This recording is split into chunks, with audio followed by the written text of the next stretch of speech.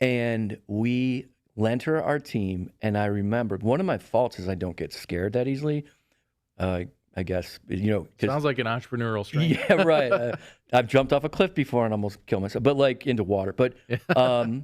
and gone too fast in my car, whatever. But I was scared, Tom. I was like, oh no, what if we fail? This is going to be so literally trepidation. And we checked in along the way. And she's like, we're fine, we're fine, we're fine. And we finished the kitchen. Mm-hmm. And she said to me,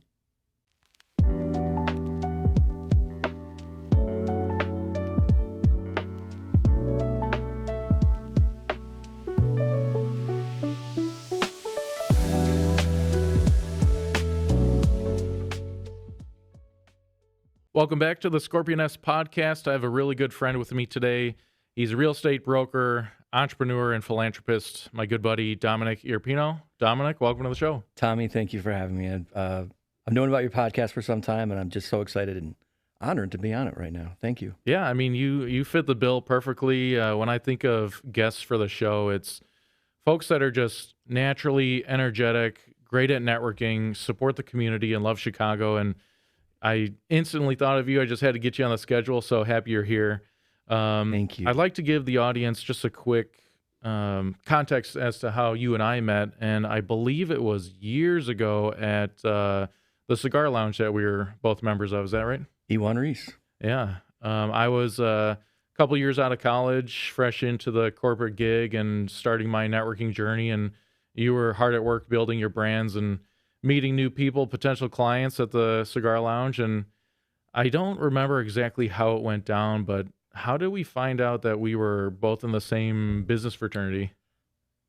I think it was, I mentioned that I was in like a co-ed fraternity for business. Mm-hmm.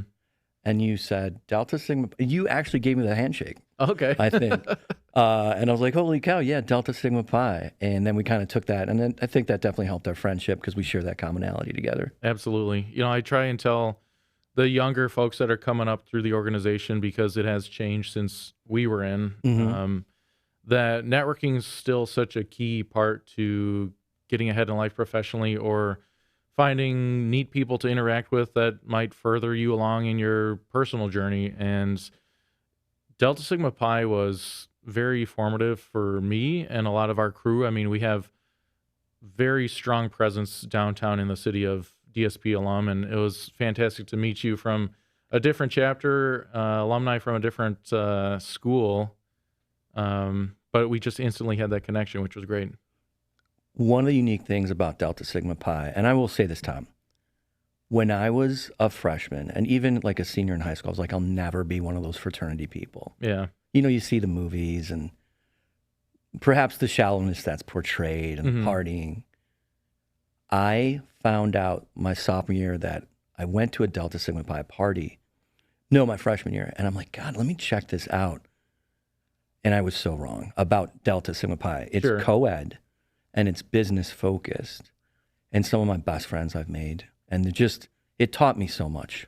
Is really the best of both worlds if you think about it. You still had fun with the people that you bonded through pledging and going through college with, but you also learned about business together and grew together as, young professionals, which was really something else.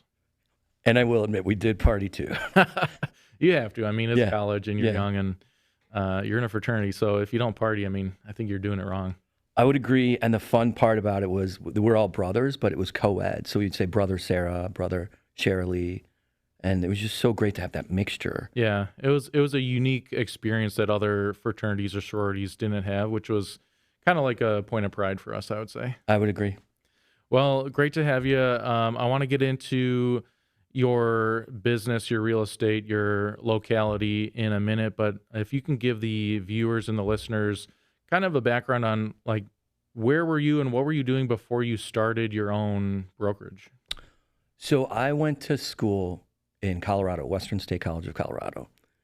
And I worked for the university, loved Colorado, absolutely loved living there. I was there for 7.5 years.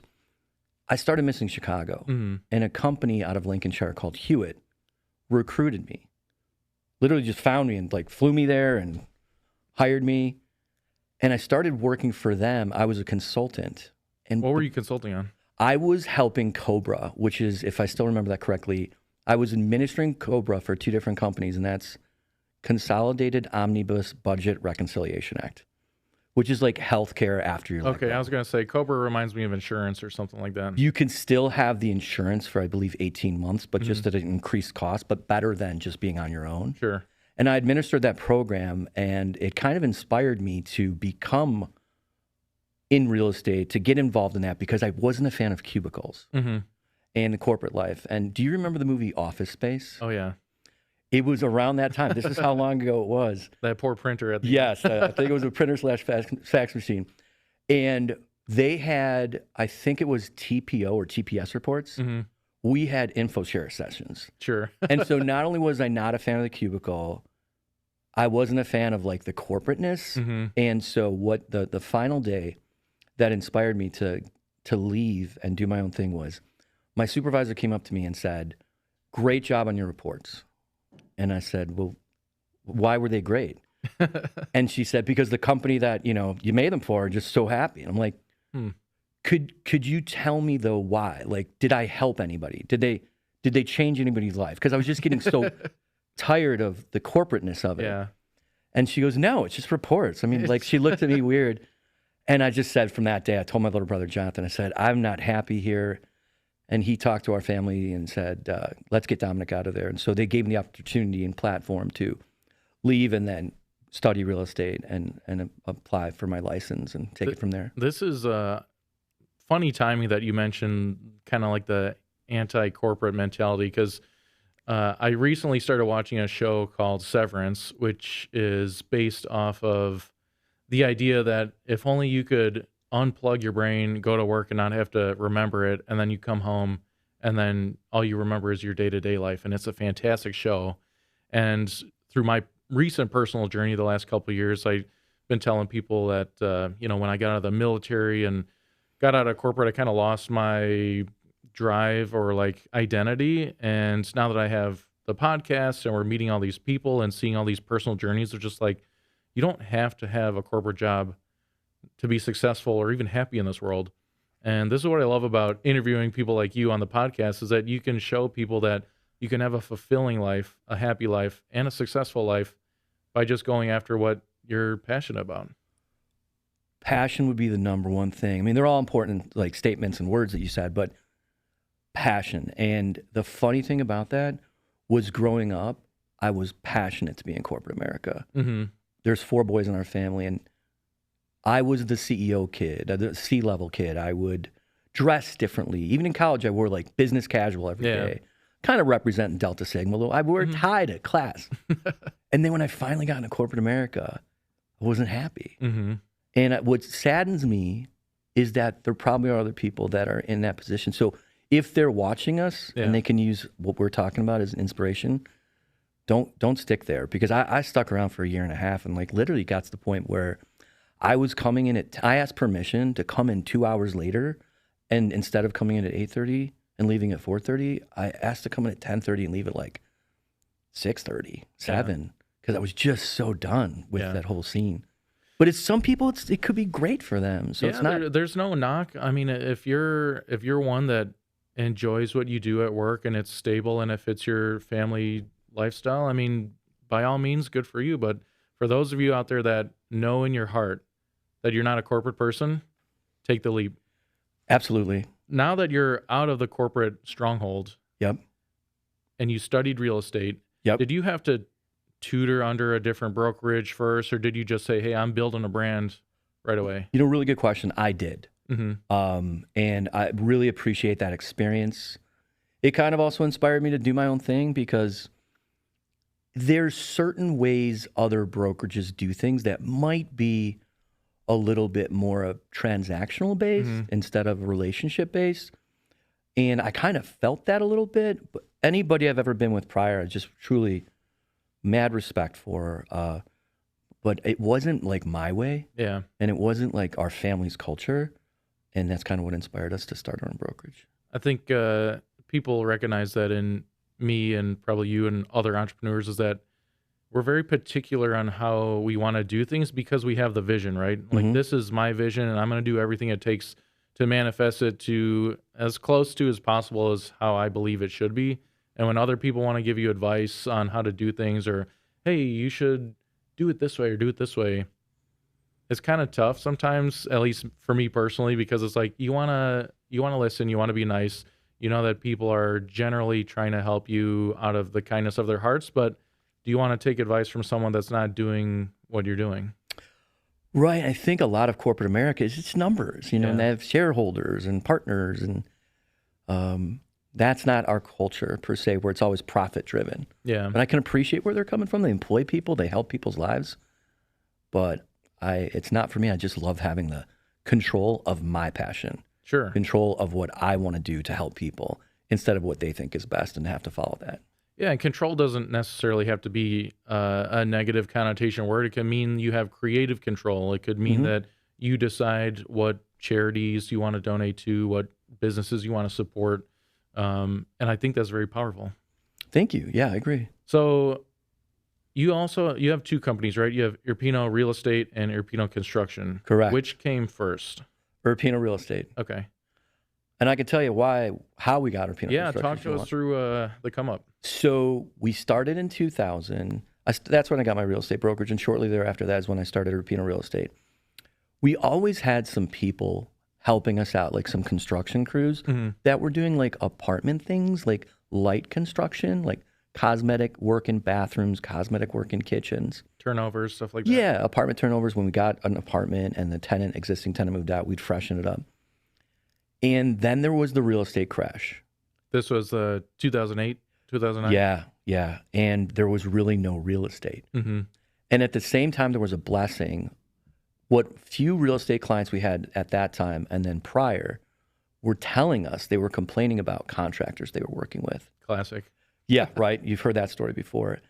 And so this one person asked to borrow our team to do her kitchen because she just couldn't find a good contractor. Yeah. And I literally, Tom, I was nervous. I was like, I told her, I said, no, we can't. She goes, I thought you were doing like apartments. And I said, we can't do kitchen like for you, but we could do a kitchen for an apartment. She said, please, I'll take whatever I can get. And we lent her our team. And I remembered one of my faults is I don't get scared that easily. I guess, sounds like an entrepreneurial strength. Yeah, right. I've jumped off a cliff before and almost killed myself, but like into water, and gone too fast in my car, whatever. But I was scared, Tom. I was like, oh no, what if we fail? This is going to be so literally trepidation. And we checked in along the way. She's like, we're fine. And we finished the kitchen. And she said to me, that is the greatest construction experience I've ever had in my life. That's a very strong co-signing. Correct. And that's for a contractor. That's coming from a position of, oh no.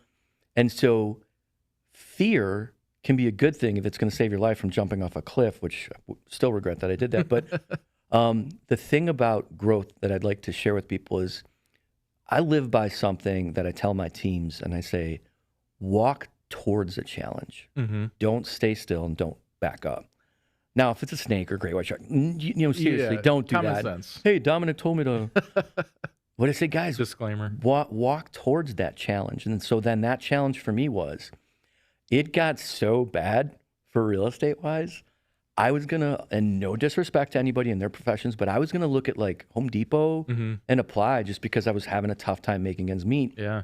And so our experience with her and a few friends' advice saying, just start a construction company. So then we started Irpino Construction. Cool. And I remember looking at the phone, waiting for it to ring, and we would take anything. We would clean a ceiling fan. We would change a ceiling fan. And then I remember we were changing a ceiling fan, and this one client said, can you get up there and could you clean my exhaust grates? And I was like, absolutely. And time and materials. I'm in my jeans. If you're willing to pay for it. Irpino Construction t-shirt here. I'm a proud realtor. And so you kind of got to do what you got to do, especially during that time. And then it started taking off because I don't know why, Tom, it's tough to find good contractors. I have dealt with that in my real estate dealings as well. I mean, it seems to be a universal truth. And I don't know why.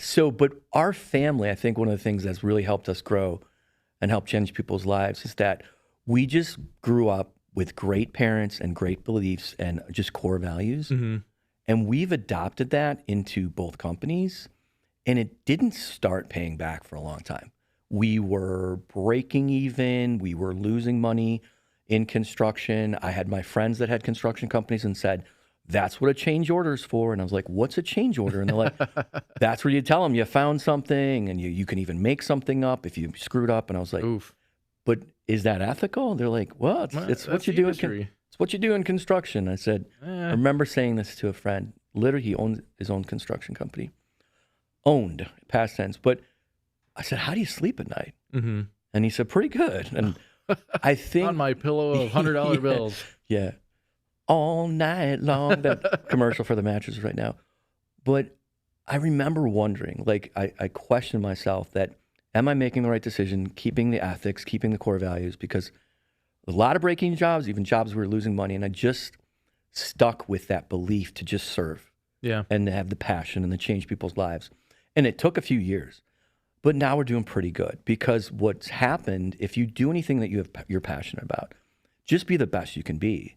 So with both of our companies, we're just some last name, which in a small town might work better, but in a big city, Irpino Real Estate, like, I mean, not that many people know about us versus like an App Properties or. I mean, if you think about it, there's like Keller Williams and other brokerages that are just a name. So, with enough growth, I mean, you could be the next big thing in Chicago. I don't know if we could. We're definitely growing, because when you service out of like love and from your heart, it naturally grows. And so we're not about profit margin. We need a profit to survive and have teams. But what's true in construction is when you finish and you take care of people and you make that job not about dollars, but about taking care of people and helping to deliver their dream kitchen, their dream bathroom, dream addition, it's so fulfilling to change their life.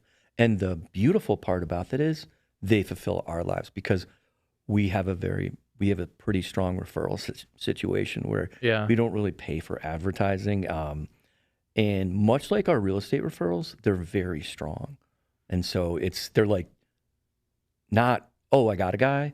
It's usually, I got a guy. You have to call this person. You have to call this company. Right. If you don't use Irpino Construction, I'm going to be personally offended. We get that a lot with real estate. I've had a son for Irpino Real Estate. His mom called me and said, I've got good news and I've got bad news. And I said, I'm a glass half full. I'm a little more positive person. Can you give me the bad news first? She said, I'm not going to hire you. And I said, oh, okay. Well, what's the good news? She goes, you got yourself an hour Zoom. This is during the pandemic. And I said, okay, because that was mainly you were just Zooming. And it's going to ask you a question, why are you not going to hire me? How do you know that already? Yeah. And why are you just even giving me the hour if you already know? And she said, I have an only child. I'm just one son. I'm widowed, and I love him. And I was like, okay. And she said, he said, I'm not talking to you for 2 weeks if you do not give Dominic a shot. Oh my God. And this is in the northern burbs. And her main reason was, I'm in Chicago. She's up there in Gurnee. They were working with the Gurnee broker that was licensed in Wisconsin. Why would we not use this Gurnee guy? His office is so close. And so she gave me the hour Zoom. And I finished the Zoom and I said, can you just call one client that had the same objection? And she goes, absolutely. And she called that same client. She's out of Park Ridge. Same thing. Why would we hire? Yeah. Why would we hire? And her fiance said, if you don't interview Dominic, I'm going to be super mad. She ended up hiring us. We got multiple offers. And so she called that client in Park Ridge from like 6 months prior. And then she ended up hiring us. And we had a record sale. Wow. We had an over $30,000 record. I had appraisers calling me. Like, what happened? How did you do this? Yeah. So it was very fulfilling. There's a couple things I want to hit on that you spoke on just now. One, you've heard the saying, people won't remember what you said to them, but they will remember how you made them feel.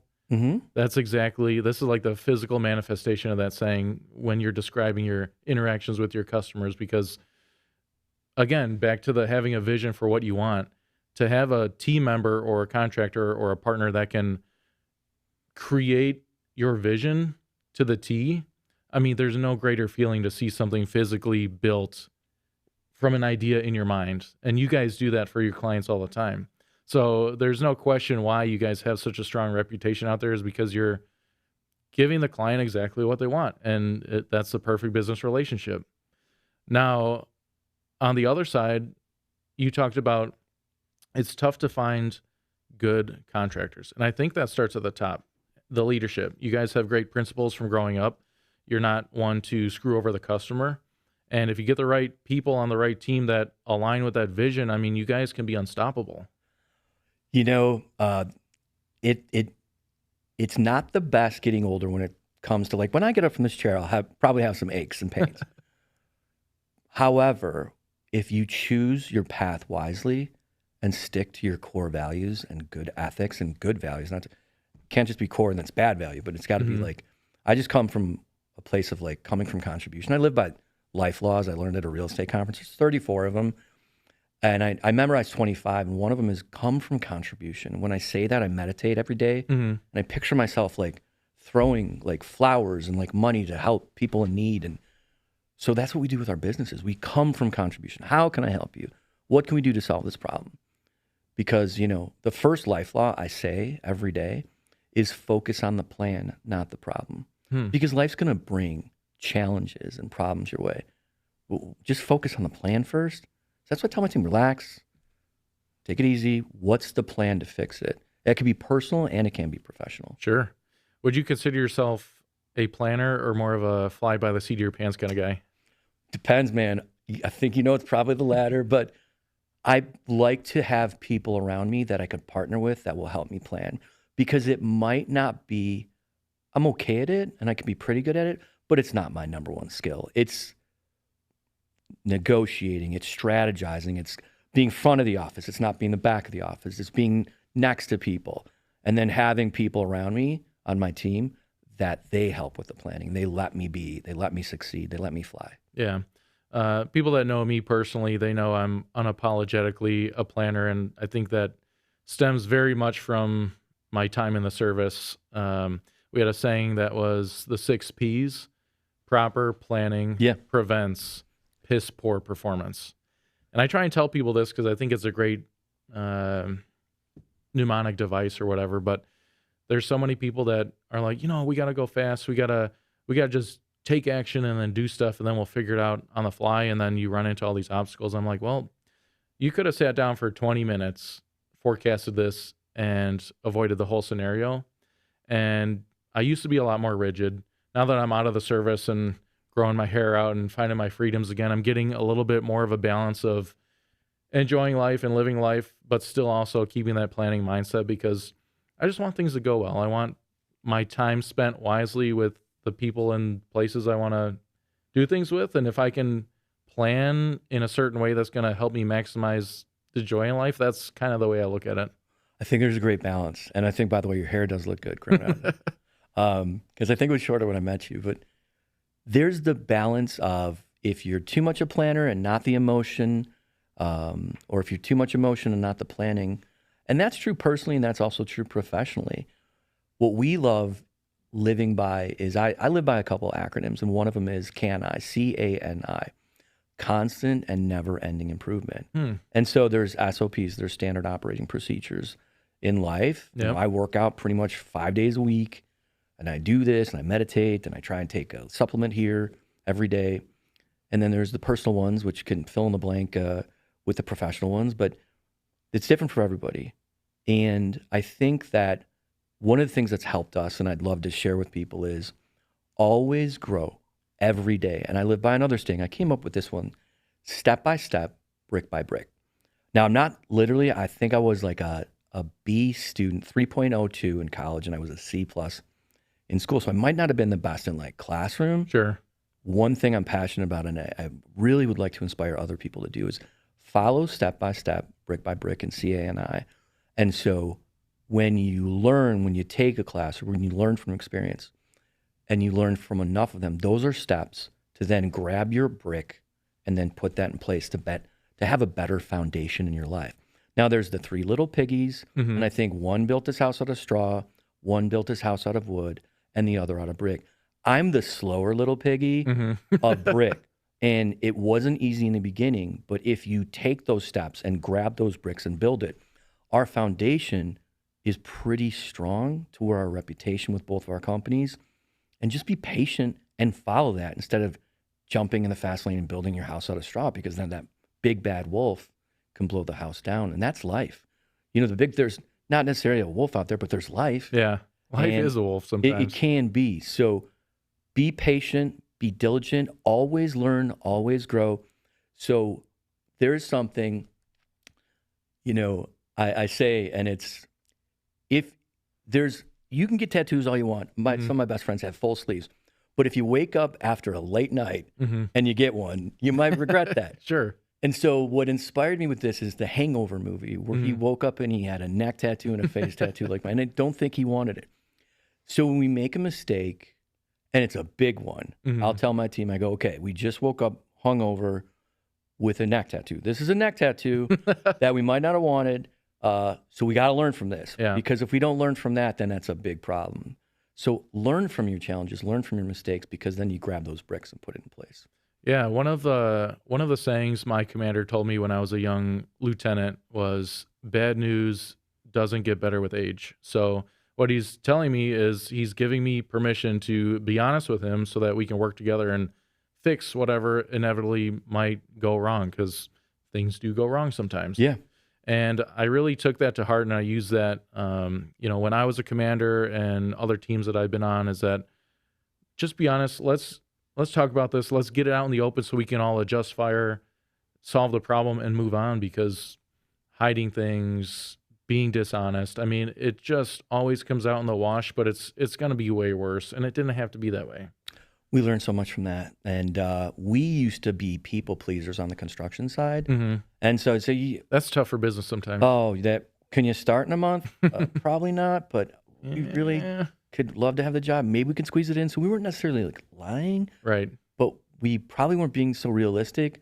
And it's been a long time now, but now we're just so upfront, and I encourage anybody to just, like you said, just be honest and be ethical. And so we tell, right now we're about 4 months out. And some people say, I'm sorry, I can't wait. And I said, oh, I'm so sorry. And then a lot of people, though, because of those bricks, by taking those steps that we've built, a lot of people, Tom, are like, we'll wait. And, sometimes we're 6 months out and they're like, we'll wait. I'm like, come on, just get a different. I feel literally bad. They're like, no, man, I read your reviews. Like, we've worked with other companies. And if you live by some of the things we're talking about, please, especially people younger that have that time to build, it's so fulfilling for me and my family and my team members to have that soul and that culture, to where you kind of get to, even though it might hurt when I get up, it took years, it took patience, and it took proper values and morals. It's very fulfilling to work and to be where we're at right now. Couldn't do it without our people that love and trust us, but they wouldn't love and trust us if we didn't have good values. Absolutely. I think customers tend to respect you more if you can tell them no. They're like, oh, wow, like, I'm just used to people telling me yes all the time. But if you say no, that's kind of an instant shock to your brain. You're like, wait, no, why not? And then you tell them the reason why, and they're like, oh, that makes sense. This is a man that respects my time, his time, and being honest. Like, I think this could be a great partnership. Well said. Yeah, I agree. One quick touch point before we jump into some of the other questions, but do you think it's coincidence that you live by a lot of these real estate centric sayings and anecdotes, or did you pick them up because you're in real estate? Because we got the big bad piggies and step by step, brick by brick. I know your logo's kind of brick centric too with your. Yeah, it's there's 4 sons in our family, so there's 4 eyes, and so it's bricks because of construction and eyes because of the boys. I would say I've always been that way. While again, I'm a C student, I used to dread bringing my report card home. That's how old I am. And so I might not be the best school smart, but I'm pretty street smart. And one of the things that's helped me is those, acronyms or beliefs or life laws. And connections, being quick-witted. Passionate about growth. Yeah. I'm not a 9 to 5 Monday through Friday, or, the thing I live by is always learning, always growing, again, constant, never-ending improvement. And what I tell people is I'm blessed to have a nice car, and I'm blessed to have some things and be in the boating and, have some memberships at different places. And sometimes people come up to me and see that and be like, hey, man, I want to be like you. What do I do? And I'm just like, you got 20 years to do right by people? Always be growing. And, it's, it's interesting because if you just put those bricks in place, you'll have that car. Hmm. And as long as you're ethical and passionate, you'll have that membership. And they're like, "But what's the key?" I'm like, "I just told you." And it's simple. I think it's true with anything. And I remember from a young age, I wanted to be a lifeguard. I was 14 years old, and my mom worked at the park district. And I took the lifeguard class, and there was a mistake. They go, "You cannot be a lifeguard. You need to be 15 years old." I'm like, "How'd you let me take the class?" And Yeah. she goes, "Don't worry, I got you a job at the pool. You're going to clean the locker rooms." Great. And I found things that not worth going into, and it was not the funnest job in the world, and I was not doing well. And my supervisor, who was one of my mother's friends, and actually was her best friend before my mother passed, was telling her, "Your son's not doing good. Your son's not doing good." And so she goes, "Give him time." And a couple weeks later, she sat me down. Maybe I didn't even make it like 2 weeks, but let's just say it was 2 weeks. Yeah. She's like, "I'm going to talk to you when you get home." They Mhm. gave me a message at the pool. There's no cell phone. And I'm like, "Oh no, man, that's not going to be good." So I sat in the kitchen and I go, "What's up? What's up?" She goes, "No, do you want a glass of water?" And I was like, "Sure." And I was nervous. Just lay it on me. Italian mom. She's the sweetest woman in the world, but she's a tough one. And she goes, "I'm disappointed in you." Ooh. And it said, which crushed me. And I was like, "Why?" And she goes, "So I'm hearing you're not doing so good at your job." I'm like, "What job?" She's like, "Cleaning the locker rooms." I'm like, "That's not a job."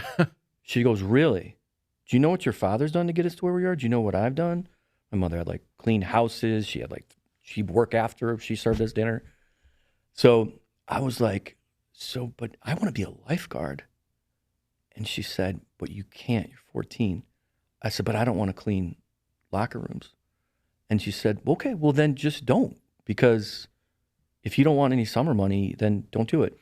And she goes, "Let me tell you before we finish, Hmm. my son that I've raised, I envision being the best at anything he does.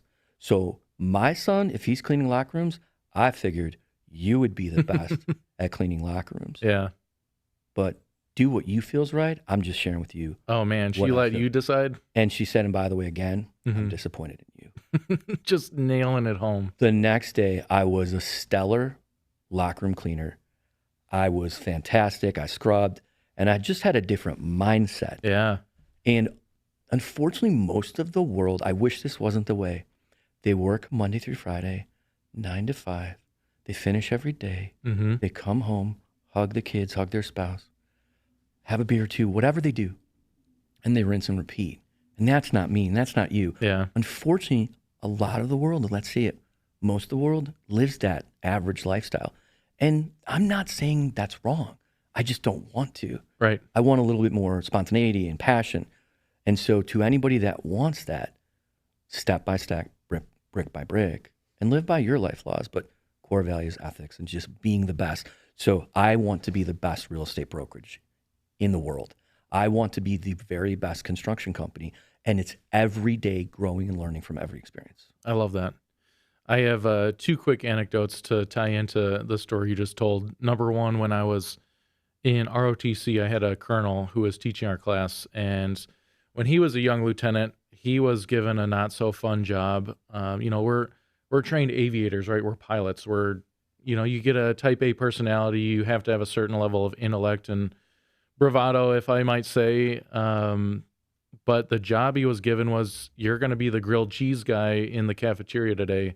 And he just was like flabbergasted. He's like, "You want me with all these skills that I have to be making grilled cheeses for the troops?" And his commander told him, "If your job is to make grilled cheeses, you better make the best damn grilled cheese on the line, because you're serving your fellow servicemen.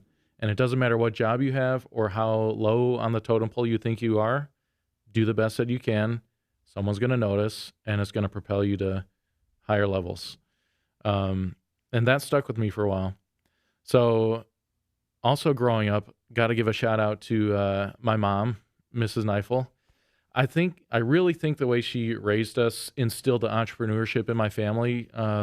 She was raising us as like a single mom after the divorce, and she did so many jobs that she probably didn't want to do because she was a housewife slash mother for our early childhood, and then she had to put food on the table. So Yeah. she was helping special needs kids at the school, serving them. She was a union painter one time, just lugging heavy buckets of paint and hanging out with, the blue collar guys learning a new trade and driving here and there. And just seeing her do whatever it took to get the job done was very inspiring. And I think that stuck with us and gave us the permission to be non-standard or entrepreneurial for our lives too. So shout out to Mom. You did a great job. Hi, Mom. Let's jump into the communities you serve, because that's a big part of this podcast too. I know Sure. Chicago's a big city. It's a city of communities, and there are brokerages all over Chicago. But are there any communities you focus on centrally right now? Great question. So back in the day, it was where we were located. We're located in Buena Park, which is part of Uptown. Over time, that's grown because of our clients. Like, when you used to be in real estate, you usually went to a local brokerage before the internet was so big. Yeah. Because that brokerage would have the listings in that area. And so if it was too far away, we used to refer our business to other brokerages. And flattering that our clients would say, "Can you not?" And I was like, "But that's an hour away." And they're like, "Can you?" And I'd say, "I don't know the neighborhood." Yeah. And they would say, "Well, I don't need you to know the neighborhood, because the internet. Sure. I just want you to negotiate. I like the way you negotiate. We work together. Right. I want your construction skills," because one of the things that people appreciate about us on the real estate side is I get to wear my construction hat. So Sure. you want to do that kitchen? This is what it's going to cost. Flooring, so on and so forth. So they wanted the construction knowledge in addition to my acumen with real That's estate. such an added value too. I mean, to know that you have that background. I mean, I'm going to walk this expert through my house, and he's going to be able to give me points as to why I can counter just the top of the top, best of the best pricing offer. I was like, here's why we're not giving you the top offer. And that's the value. And It's one of them. Yeah. And so that's the reason why I bring that up is to not just kind of share that experience, but that's why they pulled us. They're like, no. I don't need that person in Frankfurt or Northbrook or Highland Park. And so they kind of dragged us out there. And I'm so glad they did, because we actually work within 2 hours of Chicago. Now, construction, it's a little closer. It's about 30 minutes because you're doing it every day. Yeah. You're not doing it on the weekends or at night. And so we serve all over Chicagoland within 2 hours from where we're located in Uptown. And it's been fun because I really know almost most of the areas, and it's great to have that knowledge. And it's really not just about knowing that area, though. It really truly is what our client said. It's more about the skill set than it is being the local expert of Mokina. right. Yeah, I think you nailed it. You really don't need to be the expert boots on the ground for each micro neighborhood, because what does a potential buyer want? They want to just make sure that they don't get screwed over by missing something in the contract. They want to make sure that they're not overpaying for a 30-year-old water heater or some of these things that they just might not know about. They can walk up and down the block and find the best pizzeria, or does it have, supermarkets within 2 miles or whatever, but the real expertise is in the contracts, in the knowledge, the expertise that you bring to the table. Yeah, and Tom, thank you.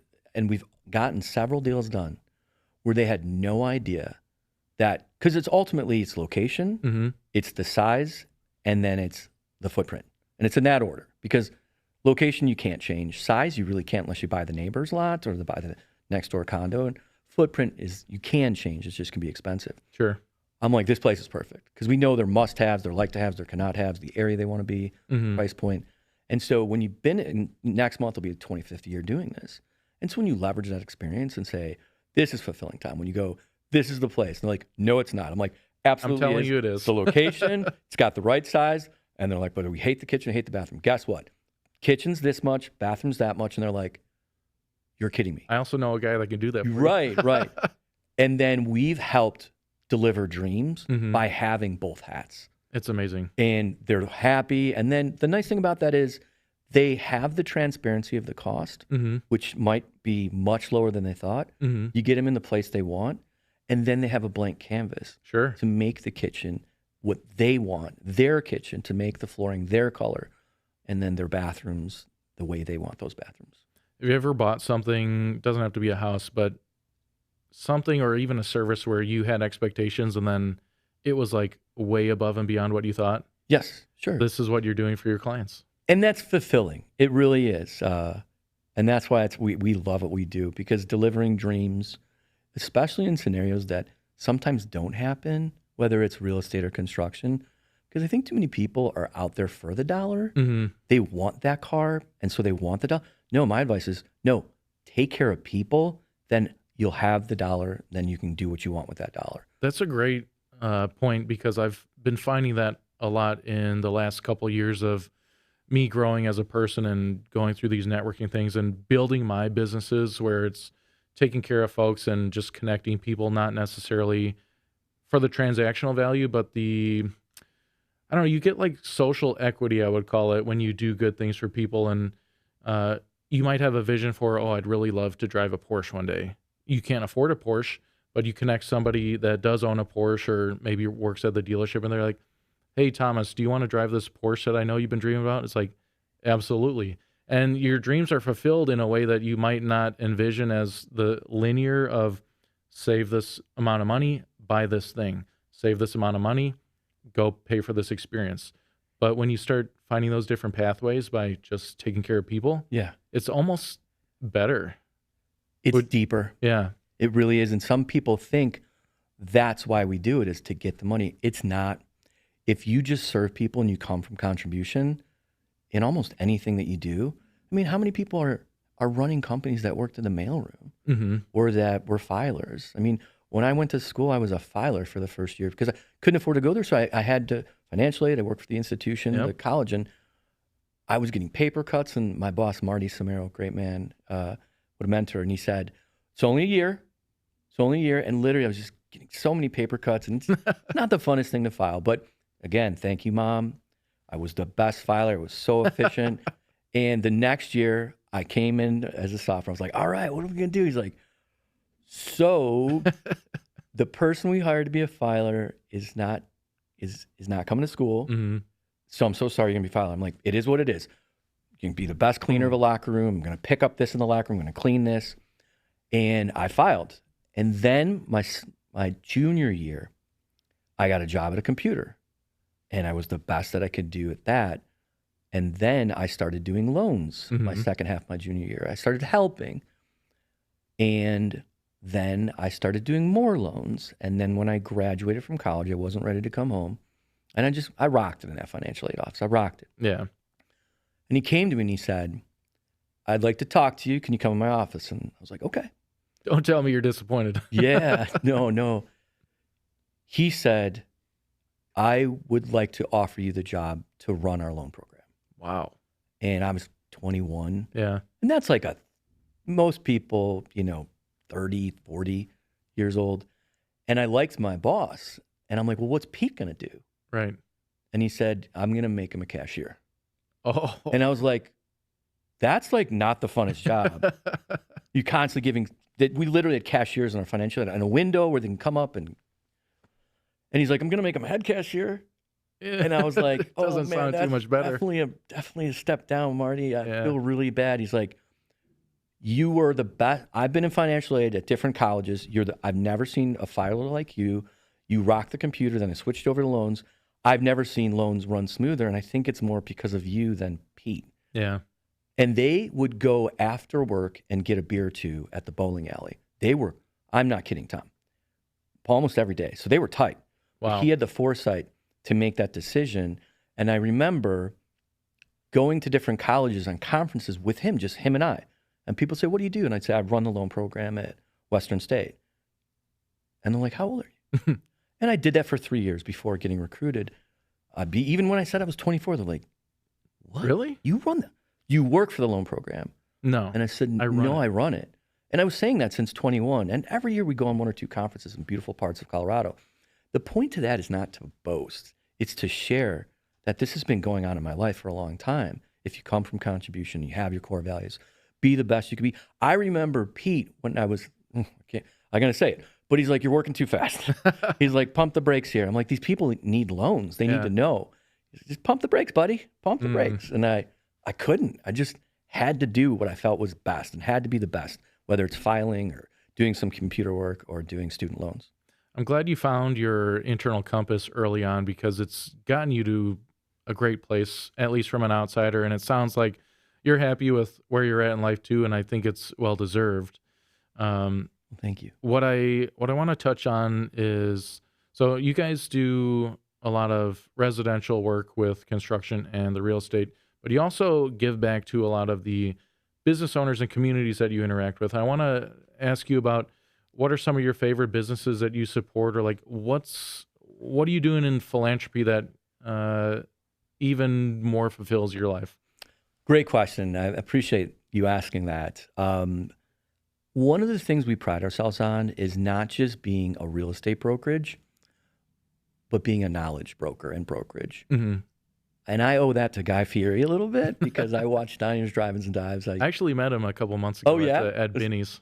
Really? He's a cool guy? He's super cool. He's down to earth. That's cool. He's a paisan. And I love his show. And so a while ago, I was like, wait a second. And this is before like people were doing, because we're going on our 8th year of doing this. Yeah. Back then, it wasn't so much like, hey, I'm doing a video, da da da da. And it was at a conference like, video is going to be powerful to help people and grow your brand. So I was like, all right, what do I do? And I was watching Diners, Drive-Ins, and Dives. I was like, wait a second. He's walking up, hey guys, Guy Fieri here with Diners, Drive-Ins, and Dives. We're here in Saskatchewan, blah, blah, blah. Yeah. And I was like, I could do that for my community. It started off featuring businesses. And then we said we could do more than just businesses. So we featured organizations. And we're proud to have featured, and I'll forget some, but Sarah's Circle is so special. So that's an organization we featured a few years ago. Sure.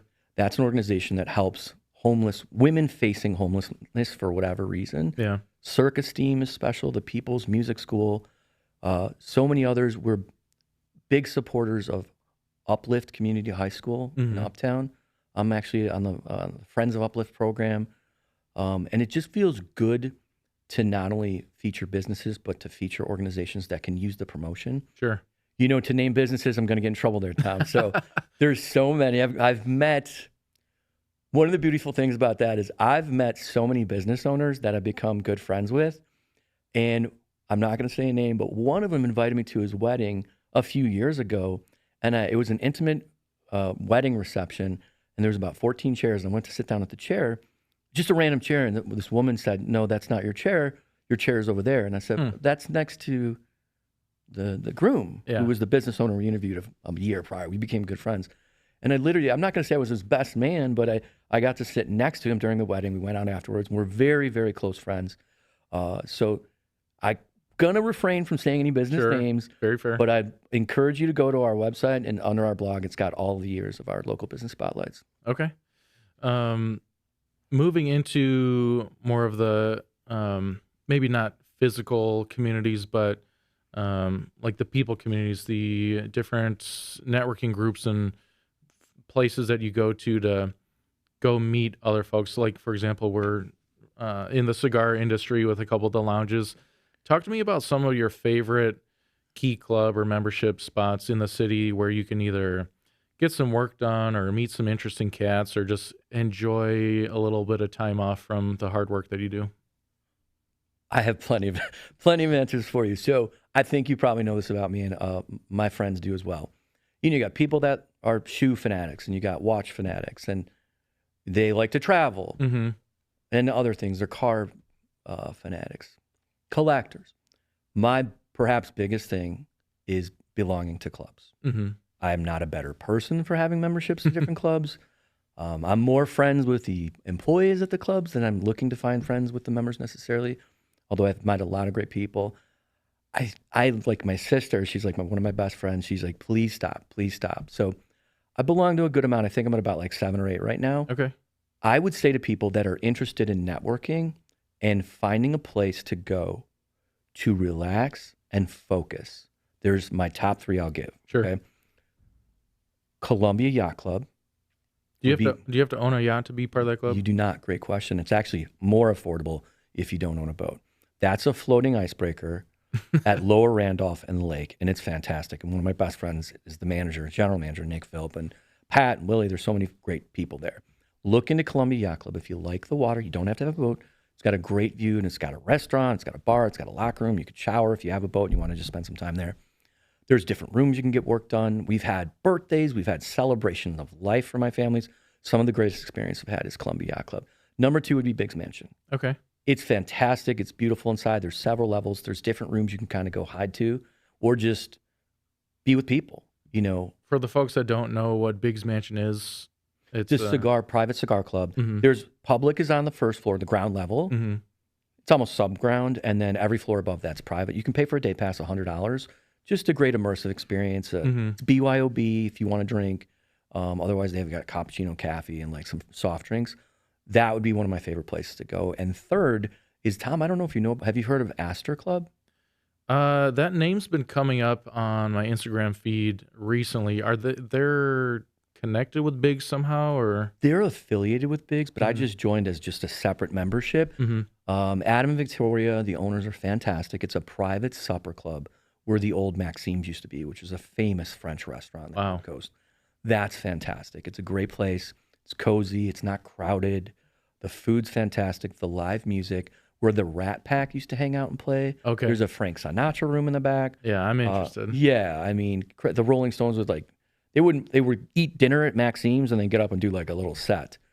It's just got so much history. It's so beautiful. I would say Astor Club is fantastic. You can Google that and look Sure. into it and get a private tour. What I love about your top 3 is not only are they very ingrained in Chicago history, but they're generally accessible to the mid-20s to late 30s and above folks that And above, yeah. are working, and it's not free, but I believe all 3 of these recommendations are worth the investment. Yeah, not free, but not crazy expensive either. Yeah. What so when you're done with work and you want to go out for a good dinner or something, do you have any good Chicago restaurant recommendations that you absolutely love? Well, Astor Club's fantastic for food. Columbia Yacht Club, believe it or not, is really good for food. I'm a standard at Morton's on Wacker, Mm-hmm. and then I love the Franklin Room. It's fantastic. It's excellent. Also, Gene and Giorgetti's. Okay. Is the Franklin Room, is that more of a cocktail lounge or is it actual restaurant? It's known for its cocktails. Mhm. The food is excellent. Really? I have a friend I eat dinner with about once a month. When we tried the Franklin Room, we went the next 2 months in a row. We've never done that with a restaurant ever. Wow. We're normally trying different restaurants. Have you ever been to the Chicago Athletic Club Hotel Yes. on Michigan? Very nice. They, in my early 20s, we'd go there for the bar scene, and they've got a game room and a rooftop bar and things like that. And it's just a fantastic looking hotel, old athletic style, Mhm. 1920s and 30s Chicago. But then I realized there were a couple actual restaurants like hidden inside the hotel. One of them is called the Cherry Circle Room. Yes. Beautiful place. Great. Love the dark wood, full bar, old school vibe, and food was pretty solid. I think we did that for a restaurant week a couple of years ago. That's a hidden gem for those of you that don't know the Cherry Circle Room. Go ahead and give that a chance, and we'll put the description in the notes for that place. But Oh, it's a great spot. yeah, so a couple of questions before we wrap up. I mean, this hour feels like it's just melted by. How long has it been? I have no idea. Yeah, I mean, we're probably at the 50, 55-minute mark. No way, We'll dude. check the editing, but Oh, that's I feel like crazy. we just sat down. So It doesn't even feel like 30 minutes. we might have to do a second episode. But for the folks that want to get a hold of you for future projects or just follow you, what's the best way to find you? I guess going to our website and Irpino Real Estate and IrpinoConstruction.com. You can follow us on Instagram.